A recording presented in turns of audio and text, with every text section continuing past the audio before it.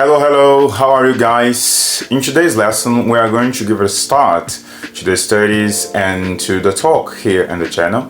And today's lesson, we're going to talk about what anatomy is and the organizational levels of the human body. I'm teacher Paulo Roberto Nalesso, nice to meet you, and our goal here on the channel is to share knowledge about anatomy, physiology, and many other subjects related to health, science, and the human body. As I said previously, our goal today here is to talk about the introduction of anatomy, the very beginning of it all. So I would like to start asking you a question. Do you really know what anatomy is, or what it means, and what it studies? Well, the term anatomy comes from the Greek word anatom, which is composed by two different terms.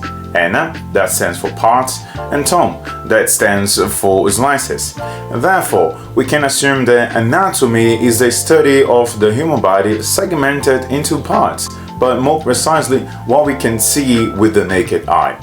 Because when we go even deeper, even further in the study of the human body, and then we enter in the microscopic field, we now need to apply the studies of cytology, molecular biology, and histology. And knowing the complexity of the human body, we can divide it into 6 different organizational levels, which are chemical, cellular, tissue, organ, systemic, and organism. And we are going to explore each one of them together.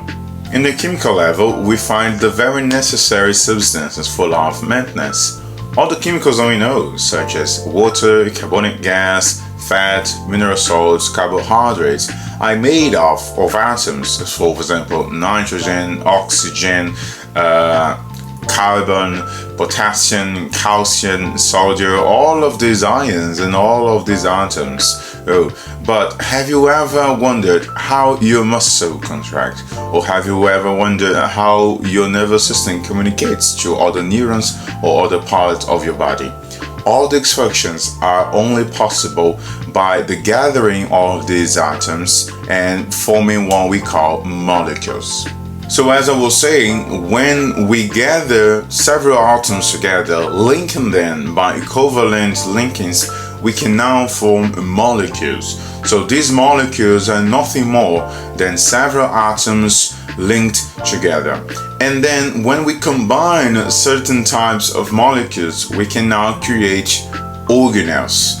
Now we can have something really functional. And these organelles are going to be very important to our next level, to our next organization level, the cells. Cells are taken as the smallest and functional unit of an organism, meaning that although we talked about the importance of atoms and molecules, they do not possess life themselves, aka cells are the smallest unit of an organism to possess life. However, it is necessary trillions of cells working at the same time and together to have an organism, let's say a human body, for example. However, if we look at bacteria such as lactobacillus that we use for fermenting beverage, or yeast such as Saccharomyces used for bread and beer, now we are talking of a sole and complete organism made up of only one cell. And this is possible because cells have the ability and capacity of running every metabolic pathway in our body. And our cells, the human body's cells, are called animal eukaryotes. And this means that we have organelles called the plasmatic membrane, the rough endoplasmic reticulum, nucleus, nucleolus, lysosomes, peroxisomes, Golgi apparatus, and so forth. We have several organelles. We could have only video talking about organelles. So if you want us to talk about it, give a comment down below so we can talk about it. And imagine how complex this system is and would be. And now I pose a question. Do you believe that although all cells in our body are very similar, do you think they all play the same task? They all play the same role inside our organism? And the answer is not. Take people as for example inside a company. Every person has a role. Every person will do a specific task. So ourselves. So the neuron will execute a different action than a muscle cell. So this very difference in cells is what maintain, what keep us alive and working vividly without us even noticing. Every cell has a difference not only in shape, but also origin, lifespan, of course, role, and as I said, this is exactly what keeps us alive, what keeps our body functioning as a whole. Let's take as an example this blood smear slide. Look at the red blood cells that look very much as this small circle, with the center of it being much lighter than the outskirts of it. And this happens because when a red blood cell becomes mature, they're gonna lose their nucleus. And then now they are much more efficient in their task, which is transporting oxygen. However, we can also notice this underpopulation of cells inside this same smear, which are the leukocytes, the cells responsible for our body defense. And just by looking at them, we can notice the difference between the red blood cells and the white blood cells, which we can take as notice the presence of nucleus and also the size of the cells. So the leukocytes are much more bigger than the red blood cells. And sometimes white blood cells can also present segmentation and granulation.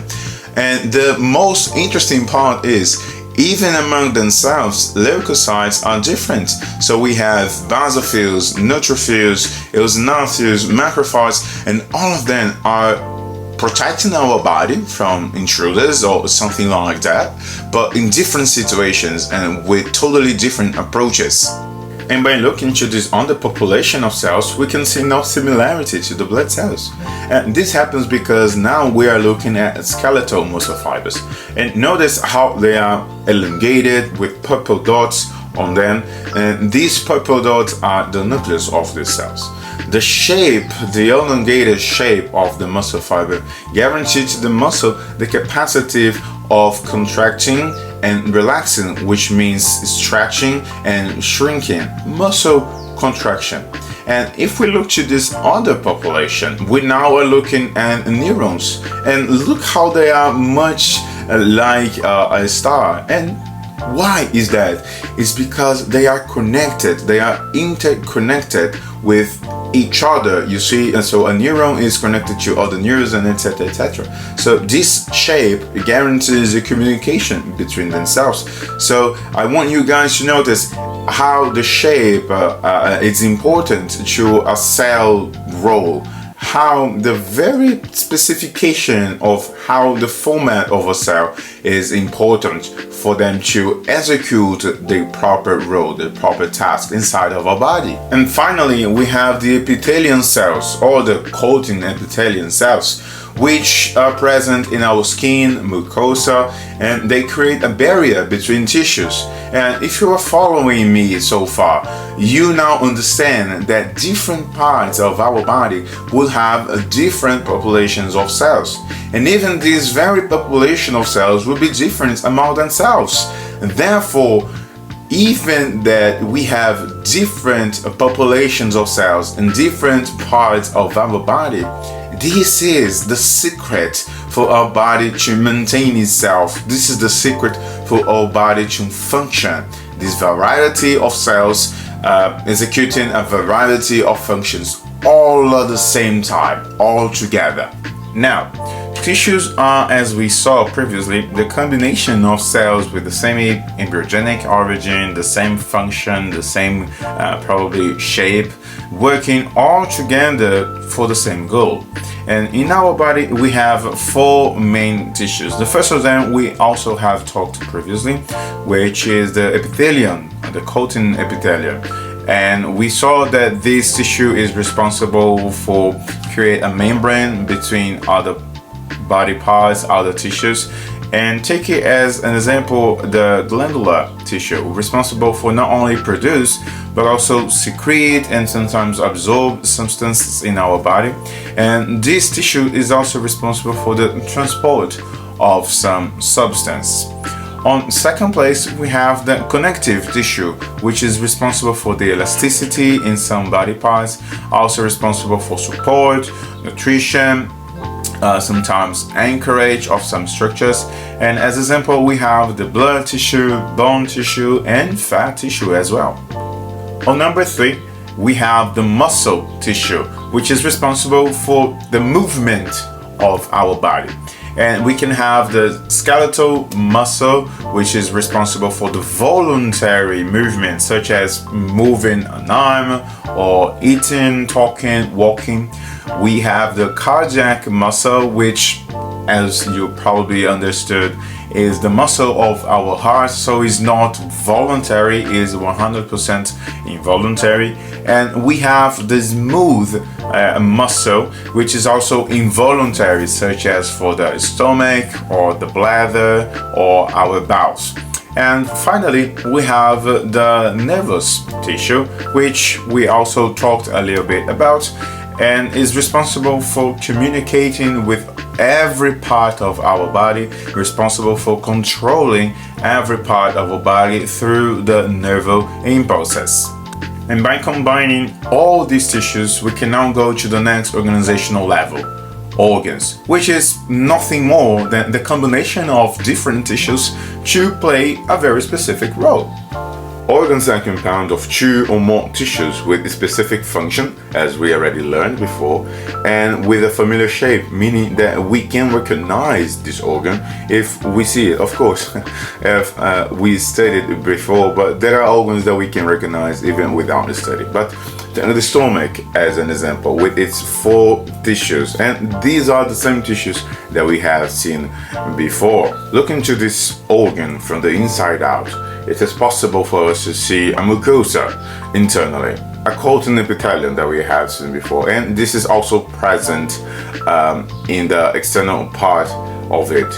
Underneath the mucosa, there is the submucosa made up of connective tissue. And after that, we also have 2 layers of smooth muscle fibers, one in a more circular shape that is responsible for the secretion of gastric acid, the movement of the stomach, and also another one in a more longitudinal shape and organization.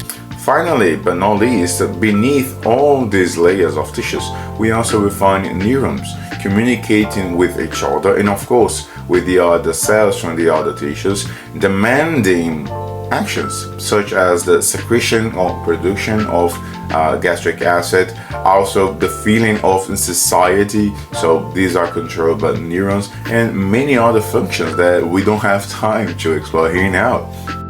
After organ formation, it is now important for us to gather all the organs which execute the same function. So now that we can enter the next organizational level, systems. And take an example, the digestive system. We have a mouth, a stomach, intestines, liver, pancreas, and all its glands. They are all responsible and they have the same purpose, which is nourishment of our body. But if you go to the cardiovascular system, is now different organs. We will find now the heart, the blood vessels, the lymphatic system, all these 3 working together with the same purpose. Nourishment of the body through the blood vessels and substance transportation, oxygenation, and of course the expelling of carbonic gas of our system. Similarly, we have the respiratory system with the nasal cavity, the pharynx, the trachea, the bronchiole, the alveoli, the lungs, of course, and all of them have the same purpose, which is to give safe passage to the oxygen from the outside parts of the external environment that we are in to our tissues, to our organs and cells, and of course the expelling of carbonic gas from our system. unfortunately, these systems, they also do not possess the ability to maintain the body working perfectly or the body functional when they are isolated, meaning that we must put them together. They must work as a whole. And now we are entering in the highest and the last organizational level of it all, the organism. So when we combine systems, now we create one whole thing working perfectly, and it's functional, as I said. And now this is the end of the road. And that was it for today, guys. I hope you all enjoyed this video, and if you did, don't forget to subscribe and turn on the notifications so you can get notified every time that we release a new lesson. Give a thumbs up so we can understand that we are doing it right, and share this video with friends that you know might like this video as well. Write down below in the comment sections if you have any questions or if you like to suggest anything for next lessons. Alright, see you next time. Take care.